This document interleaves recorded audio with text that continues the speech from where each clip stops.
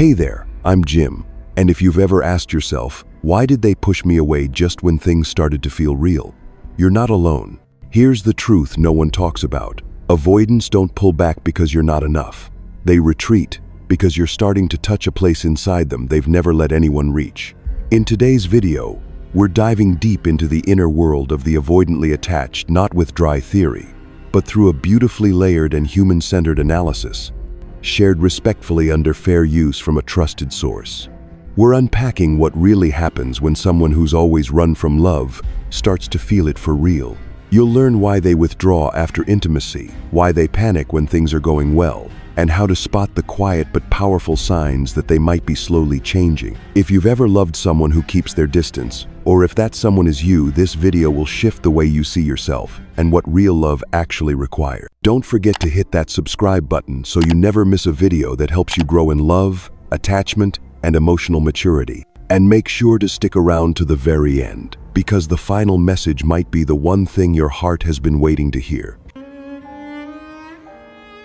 If you've ever felt the person you love becoming cold or distant, not because you did anything wrong, but simply because you got too close, here's a truth that might surprise you. It's not indifference. It's a survival response. For avoidants, their nervous system doesn't prioritize connection. It prioritizes self-protection. Since childhood, they learned that intimacy wasn't a safe place. Maybe when they cried, no one came. Maybe when they reached out, support came with judgment, pressure, or instability. So their brain wired a survival rule: distance equals safety. And this isn't just a habit, it's a real neurological structure. When someone comes close, not just physically, but emotionally, their nervous system sets off alarms. Their heart rate spikes, their body tenses. They feel discomfort without knowing why.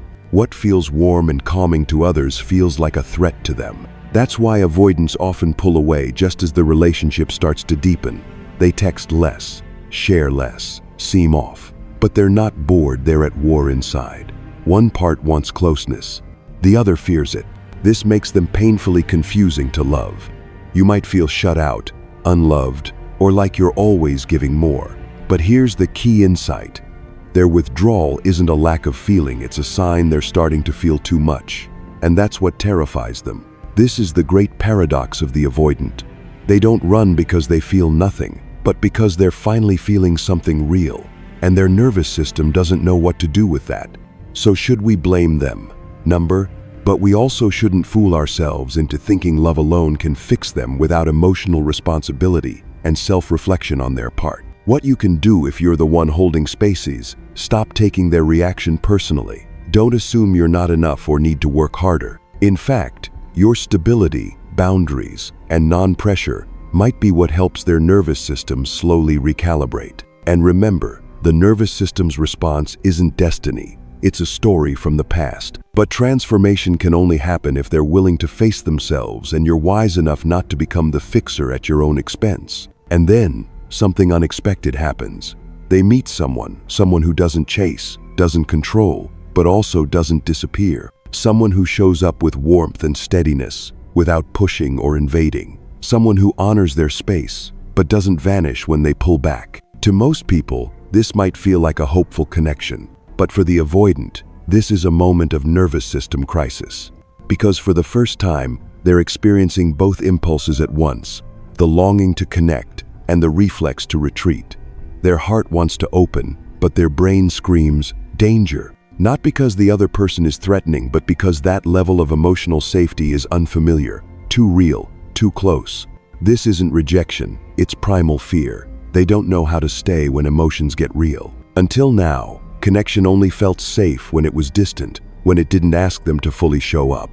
But this person is different. They don't leave, they see through, they stay. And that destabilizes the avoidant's usual defenses. You'll notice the push-pull: warm one day, cold the next, a hug today, withdrawal tomorrow. They might start testing, picking fights, going silent, exaggerating small issues.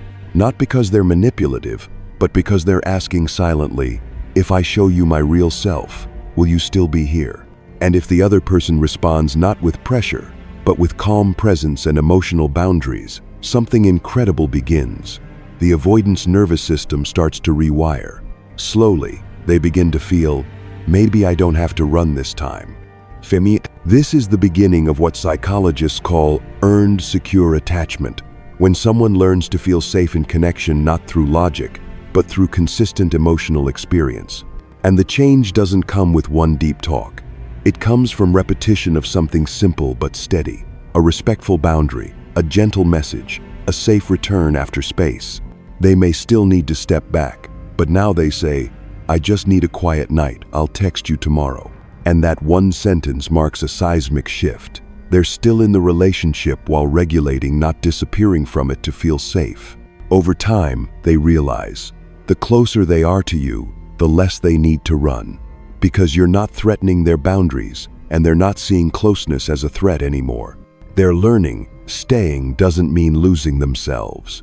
At the edge where the heart wants to stay, and the nervous system wants to flee if both sides can hold steady, a different kind of love is born. One built not on fear or fantasy, but on maturity, safety, and real emotional freedom. But even when they've met the right person, someone who doesn't pressure, who is consistent and safe, the old reflexes still kick in. The more real the feelings become, the deeper the fear. And the nervous system of the avoidantly attached, programmed since childhood to protect through retreat, begins to activate its deactivation mode. You'll start noticing the familiar and painful signs. Texts become fewer, shorter. Conversations that once felt warm now turn distant, curt. They may become irritable or start unnecessary arguments, often over trivial things. Your tone of voice, a glance at the wrong moment, a harmless comment suddenly seen as a warning sign. None of this is actually real. It's their brain trying to make sense of internal panic they've never learned to sit with. When they start feeling something deep, closeness, vulnerability, real connection, their nervous system doesn't interpret it as an opportunity. It sees it as a threat. And instead of naming the real feeling, "I feel overwhelmed," they externalize it. "You're making me uncomfortable." This is classic self-protection. Instead of admitting fear, they project discomfort onto the relationship. They may even convince themselves that something is wrong with the dynamic just to explain why their body is in high alert. And if you're the partner, this can cause you to doubt yourself. Did I do something wrong? Do they not love me anymore? Should I try harder? But the truth is, they're not angry at you. They're panicking inside themselves. And what they need isn't for you to shrink or to chase harder. What their nervous system needs is a response that is calm, non-intrusive, but boundaried. If you chase, over-explain, beg for reassurance, or try to prove your harmlessness, you unintentionally reinforce their old wiring. Intimacy equals loss of control. But if you respond with regulated neutrality, not too close, not too far, you're giving them a new experience their nervous system never had before. For example, when they go silent, instead of sending 7 worried texts, you might say, "I'm here if you want to talk. For now, I need to take care of myself too." That's not coldness. That's love with boundaries, something avoidance never learned, but desperately need to feel safe. And if you respond this way consistently, not from a savior role, but from a place of self-respect and grounded maturity, they begin to experience something new. Emotions are no longer the enemy. Closeness is no longer a trap. They start to learn how to sit with anxiety without attacking it, because you're not pressuring them, and you're not abandoning yourself either. In these moments where they realize they're still being held in connection, even while they feel internally chaotic, a breakthrough becomes possible. That's when the deactivation reflex starts to soften, replaced by a new capacity to recognize their true feelings and communicate through them. This isn't instant, it's a process. But every time they want to pull away, and you neither chase nor shut down but hold a calm, respectful middle ground, you're helping them restructure their nervous system and learn a new pattern. That connection doesn't mean losing themselves, and that boundaries don't equal rejection. And then, after a wave of deactivation, short replies, unexplainable irritability, strange silence, they disappear, not permanently. But they retreat in a way that's familiar, purposeful, and deeply ingrained in avoidant attachment. This is their escape window. These escape windows aren't always dramatic. Sometimes it's just a day of needing to be alone. Sometimes it's a weekend of radio silence. Other times, it's a sudden immersion in work, hobbies, or emotional withdrawal without explanation. Make no mistake, this isn't punishment, and it's not apathy.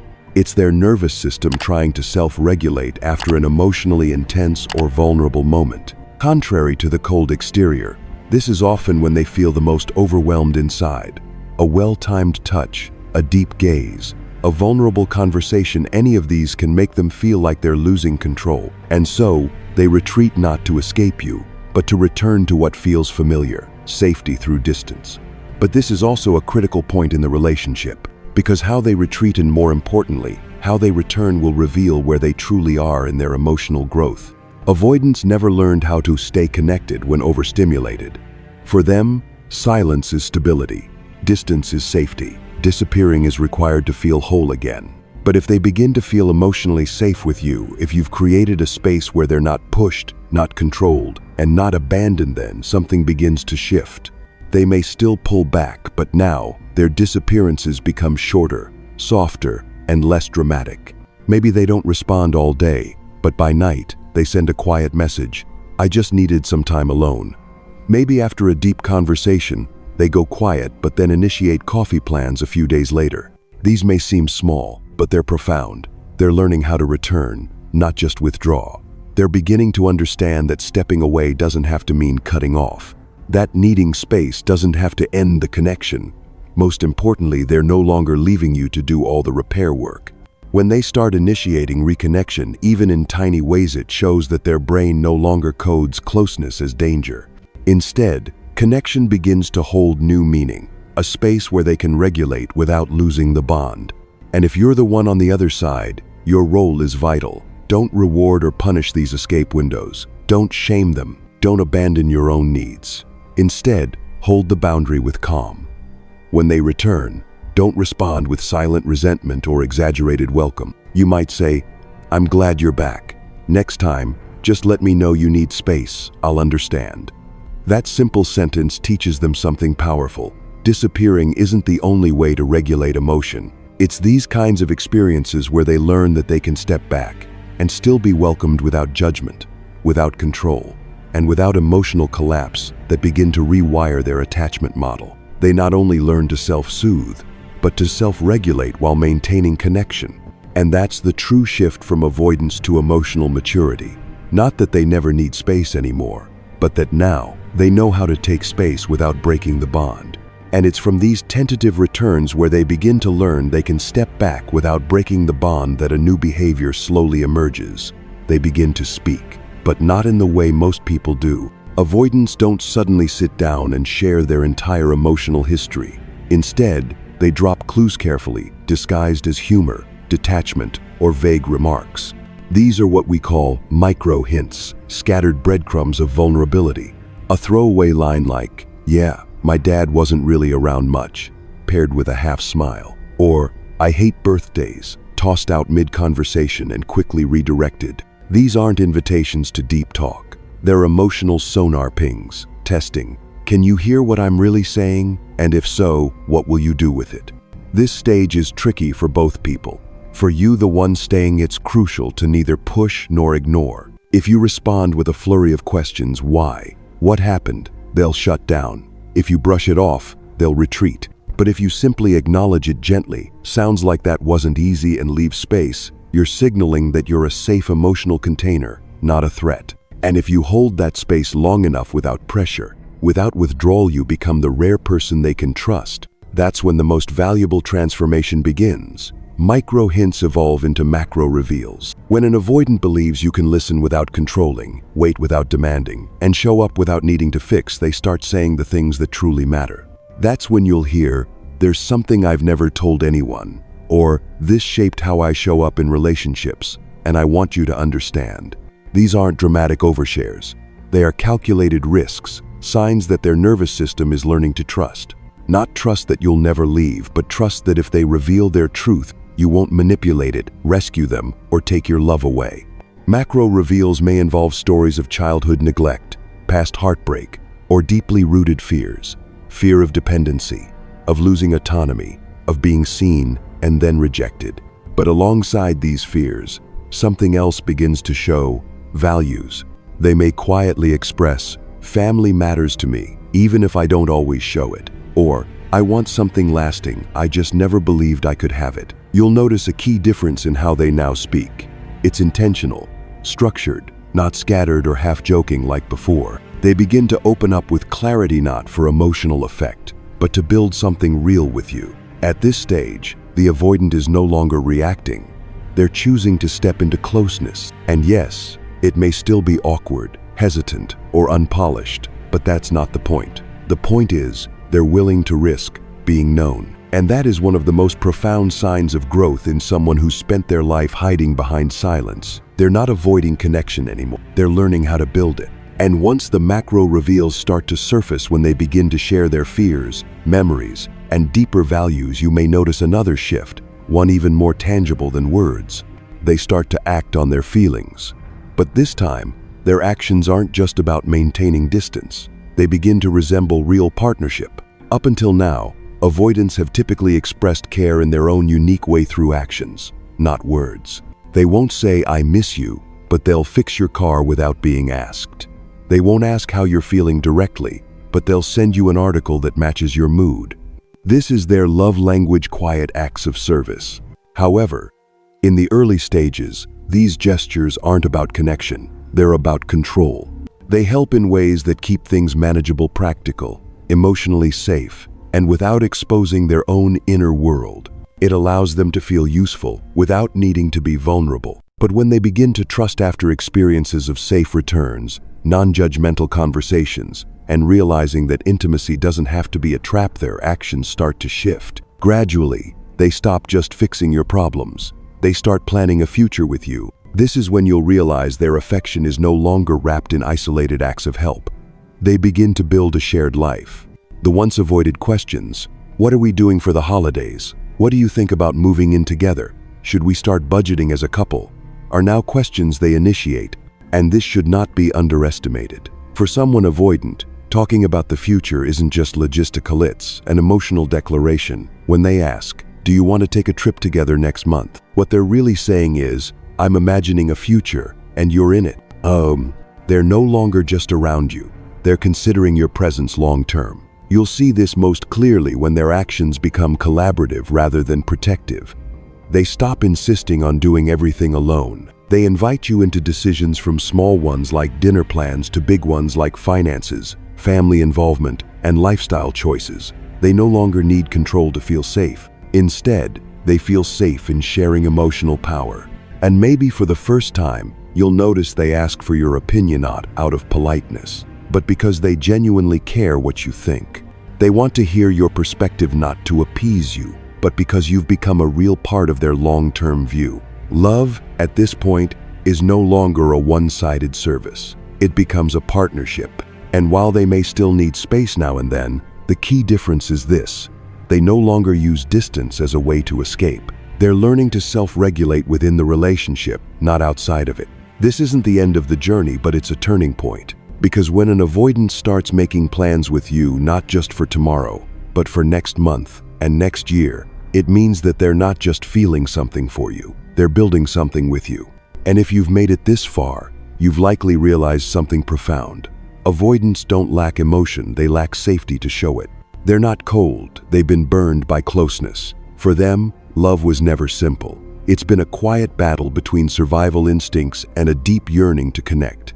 But here's the miracle: people can change. Not because someone else loves them hard enough to fix them, but because, in the presence of safety and steadiness, they begin to want to heal themselves. When they meet someone who doesn't need them to be perfect, but requires them to grow, their nervous system stops reacting with fear. They learn how to step back without disconnecting, how to speak without defense, how to love without losing themselves. Slowly, something sacred begins. Love no longer feels like a threat. It becomes home. And you, the one loving the avoidant, deserve this reminder. You are not here to suffer. Love should not feel like a guessing game or a place where you forget yourself just to stay. Patience matters only when paired with boundaries. Kindness matters only when it doesn't cost you your voice. If they grow, stay. If they repeat the wound, let go. Because loving someone with avoidant attachment isn't about asking, "How much can I endure?" It's about asking, "How much of myself do I still recognize in this relationship?" If this video spoke to you, don't forget to subscribe for more content on secure connection, healthy boundaries, and emotionally mature love. Thank you for listening. I'll see you in the next one.